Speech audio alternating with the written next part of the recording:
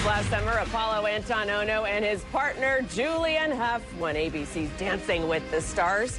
With 5 Olympic medals and a dancing crown, you'd think this guy's ready to retire, but not so fast. Apolo just announced he is going for more gold at the 2010 Winter Olympics in Whistler, and it's news that his fans, they've been dying to hear. So joining us live from New York to talk all about it today, the one, the only Apolo Ohno. Good to have you here. Thank you for having me, Natasha. Yeah. So we got to find out, why go out for the Olympics again? Because, I mean, what in the world do you have left to prove? You know, that's kind of the nice part about my career is that I feel like I don't have anything to prove. You know, I have 5 Olympic medals, 2 of which were gold. I was able to compete in the 2002 games and 2006 games back-to-back and be successful in both. And, you know, I heard the Olympic Games, you know, before I made my decision, I knew the Olympic Games were going to be in Vancouver, BC. I've always wanted to settle back home in Seattle. That's my home, that's where my family is, that's where my friends are.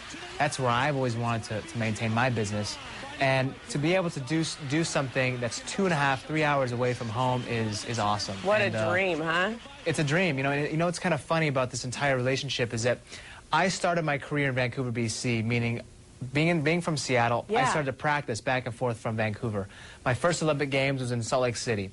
Now I'm moving back to Salt Lake City to train for the next Olympic Games, finishing my career in Vancouver. Well, so we want to keep you full circle. We can't wait till you retire and stay right here in Washington. We'll keep you here. What's it going to take, though, to get you ready for the Olympics this time around? It's going to take a lot more preparation than it ever has before. A lot of support from various groups, and trying to build my team is what's important. You know, trying to make sure that I go as prepared as possible. Yeah. Leaving no stone unturned. And, you know, I'm reaching for something that's potentially unreachable. You know, I'm trying to make a 3rd Olympic Games and be successful and get on the podium. So we will see. You know, my life right now is much different than it ever has been before. It's very busy, I mean, from all the different ventures that I'm involved in. And it's been a blessing, and I'm very grateful to have that. Well, we're just so excited to watch all the things you're doing now. And I remember back in 1998, you were touted as the next big thing, but you just missed the Olympic team. How did that feel? That was the fuel for my fire. It literally was. Not making that team was probably one of the best things that could have ever happened to me. Really? Being able to see, I think so, you know, being able to see and cope with that, and having my father tell me, you know, Paulo, what do you want to do? Do you really want to pursue speed skating? If so, dedicate yourself to this. You know, don't do it kind of half and half. Don't do it 60%. Whatever you do in your life, you need to do it 110%. And I've lived by that motto in whatever venture I do. Yeah, we loved your dad here on Northwest Afternoon, and I hear that he helped you get your focus back with a little bit of tough love, Apolo. Absolutely. You know, that's what it takes all the time. And he's the one who showed me how to keep up with all my scheduling. Didn't he send you to a cabin or something to kind of get your focus? He did. What's that about? Obviously, near Copalis Beach, there's a cabin we used to stay in called Iron Springs, and my father would take me there from time to time. And this time, he took me there and left me there. He said, "You have 5 days to basically find out who you are and what you want to be." I was 15 years old. Okay, so this was tough love, but it was at a time in my life where I needed it, and it was a turning point in my life. I know it's hard to imagine at 15 years old, but it really was, and I could have went this path or this path. Luckily, I went the path that was set before me. Yeah, and those decisions we make so early in life, they can make a big difference later on. But we want to know about, are you able to just kick back and enjoy watching Dancing with the Stars, or do you kind of find yourself, you know, watching it with a critical eye?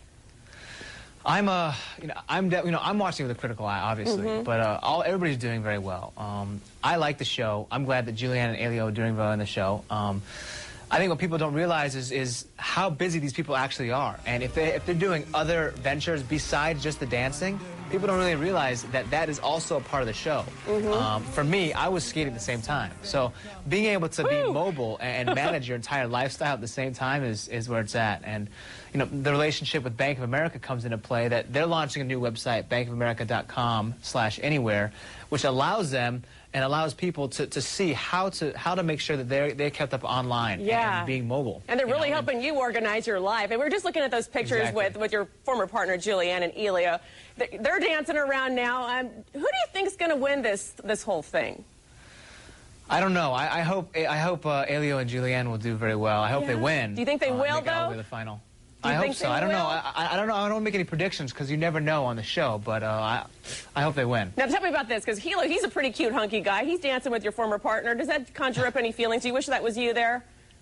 I wish I was still dancing. Sure, that'd be a lot of fun. I may do something on the show in a couple weeks. We're trying to figure out the logistics. Oh, we want to drag you into that. That would be so much fun. Okay, and we hear Julianne was given a ring by an actor from that show, Entourage. Do you guys still keep in touch and talk? Yep, we do. You do indeed. Yeah. And lots of training. You've got a busy schedule. That's right. Very busy schedule. How has Dancing with the Stars just changed your life? Because it seems like it really has. You know, more than anything, it's just allowed me to pursue many different avenues, especially on camera and media-driven opportunities. You know, film opportunities on camera, on TV, film opportunities.